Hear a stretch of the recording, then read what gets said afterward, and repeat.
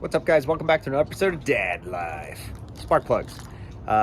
Corvette has developed a slight, I want to say, stumble around 15 to 1700 RPMs. And basically what I did was I got some new NGK plugs, TR6s. I got the little wire, what are they called? Just a spark plug boots, but basically to make sure that the wires don't burn up, because with aftermarket headers, you can have some issues with that. I'm still waiting on the new MSD wires in the mail, but I figured, you know what? I ordered all of them to just replace everything. So I figured, why not at least change the plugs, gap all the new plugs, drive it around. If it works, I'll keep the new wires on the shelf, or maybe I'll even return them, go from there. So enjoy the video. Thanks, guys. All right, guys, we got our little fender liner here, just because it's wet out. I feel like, if you guys see a trend in these videos, I feel like whenever I have free time, it's wet out. So, anywho. So what we got to do is we got to get to, God, I remember doing this. Got to get to the spark plugs and the wires.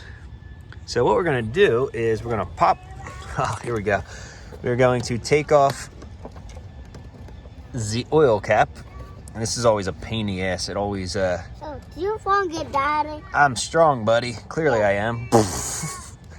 And you got to do it just right. All right, let's try to put this down real quick. What down? Okay, a little thingy. That Here, one sweetie, would- hold your hand. Good girl. Okay, let's see. My dad? Shh. He's doing something. Yeah, And always. he's strong. I'm not strong here. It's just there's a certain way to get this oil cap off, and it always annoys me because the engine cover's there, and I'm not What happens left-handed. if the oil spills? It won't spill, and if it does, we'll wipe it up. No big deal. All right, guys, so we got the fuel rail covers off. We got the plug wires. I just rode on a pizza box passenger side, keeping them in order. So far, I don't see anything wrong with the wires. Doesn't mean there's not. So let's get the spark plugs out. All right, guys, so here are the plugs on the passenger side. Let's zoom in real quick. So they look pretty black. It could be the little stumble. And if I'm not mistaken, I'm pretty sure really black means really rich or fouled. And I think the lighter and whiter they are, doesn't that usually mean leaner? So I guess in theory, I'd rather it be a little more rich. I've been wondering for years if the car needs a retune, because you figure I've had the cam done since 2014 or so. The car switched hands for about 2.5 years in between when I sold it and then I bought it back. So these are the original MSD wires that I put on the car at the cam. These are not the NGK TR6s that I put on, so it looks like they probably said the wires looked fine. So we'll just put some AC Delcos on. It is a platinum plug. I pulled up the part number, but I really just think it needs the NGKs on there. So realistically, since my wires have not come in the mail yet, and you know how this is going to work, they're probably going to come in the second I start the car up, and the wires are so much easier than getting to the plugs themselves. Just going to throw new plugs on, gap them to probably about 35 or so, see how it does, and then I'll decide from there. All right, guys, so I'm putting the old MSD wires on, the new plugs.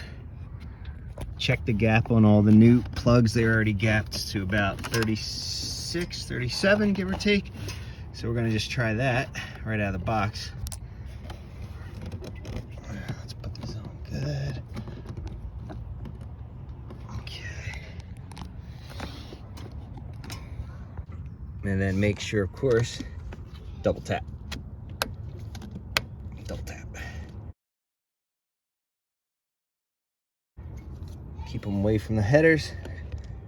Like you can see, there's space, but barely, so that's why I'm gonna put those heat wrap sleeves on. But again, right now I just wanna drive it around as is and see if it's really just the plugs or if it's a combination of things. So recommendation, when you're taking these off, go front to back, because it'll be easy to hard, so you'll see progress. And then when you're putting them back on, do hard to easy, because this is a pain with all your hard lines, and it's a pain in the butt. So let's finish up this side. Still gotta do the other side. All right, guys, so we're on the driver's side. I got 3 plug wires off. Oops. and that one snapped off.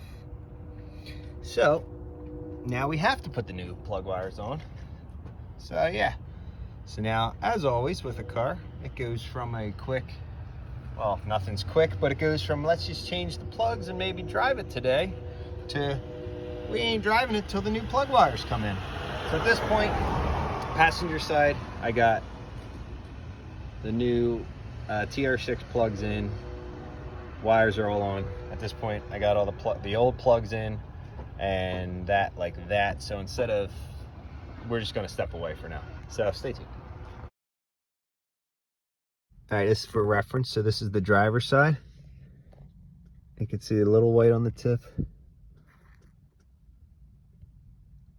Little.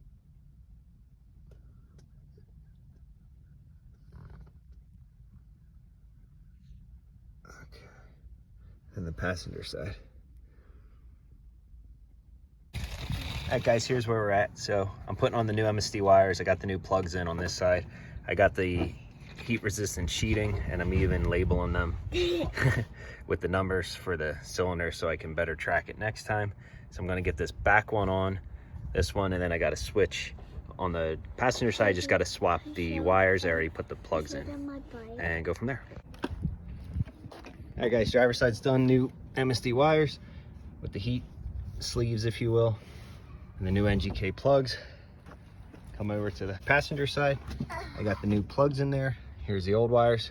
We're gonna throw the new wires on and start her up. So what you're gonna do here is you're gonna take your wire, you're gonna take your sheathing, and you're gonna take the side that is stitched, put it in like that. Hold that, sweetie. Yep, hold that. Lift that up, hold it. My little helper. Okay. And just like so. So we have all the wires on, new plugs. Just make sure the sheathing has space between the headers. You can zoom in a little bit there. Just check your clearances, should be good to go. Don't underestimate the time. It's an easy process, but it's also a pain in the you-know-what. Basically I sliced that the other day. I have a nice bruise on my arm. A little cut up. That was all bloody. Nothing crazy. It's all healing now. My calf muscle feels like I've been leaning over the hood of a car for days when it's literally been an hour. So I think that's just with old age. But now you see why there's a so-called Corvette tax. It's because it's real. Everything's cramped in this car, guys. So it's not necessarily fun to do routine maintenance. My old car, Dodge Neon SRT4, 4-cylinder turbo. Literally the little ignition coil up top, change 4 plugs, change 4 wires. It's like literally a 40-minute job, if that. And you can just hang out and your back feels good. So anyway, we're gonna put the fuel rail covers back on and start her up. I'm not on. All right, guys, we're gonna try to start it up. We've had the tender on it. It's gonna be loud. Ready? Ready, sweetie? Yeah.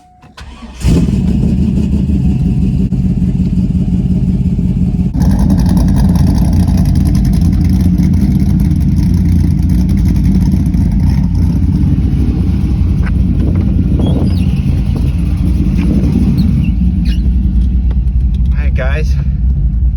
So she's running. Oil pressure looks good. ABS, traction control, that's all normal for my car. Jumping it, giving it some juice from the Blue Bomber, and throwing it back on a tender. We may have been able to save the battery, or at least charge it up enough to at least get through winter. Again, on these cars, you always have to have some sort of trickle charger on there, especially if you live in the colder climates with winter and cold temps that drop down into the 20s, 30s overnight. And if you're not driving it, you know, probably at least twice a week, I don't care what you do. Again, I have a stock radii, I don't have gauges, just normal C5. And yeah, look how nice that carbon overlay looked. Looks sharp. Anyway.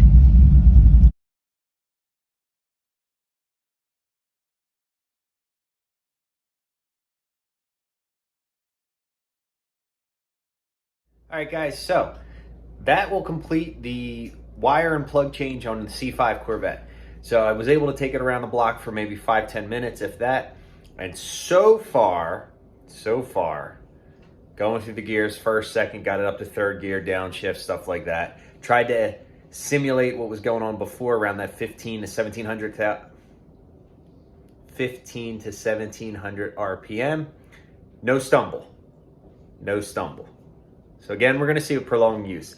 I would say if there's a stumble, well, let's not even just talk about that. So far, so good, guys. So anyway, as always, please like, comment, subscribe, thumbs up to the video. As you guys know, it helps with the YouTube algorithm to put this video to people that are either shopping for a C5 or C6. Again, a lot of the work I do on the C5 is going to be very, very similar, if not probably 95% identical on the C6, because realistically, the C6 chassis and platform is basically C5 and a half.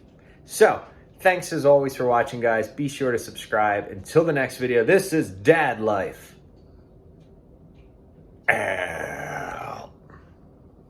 Thanks, guys.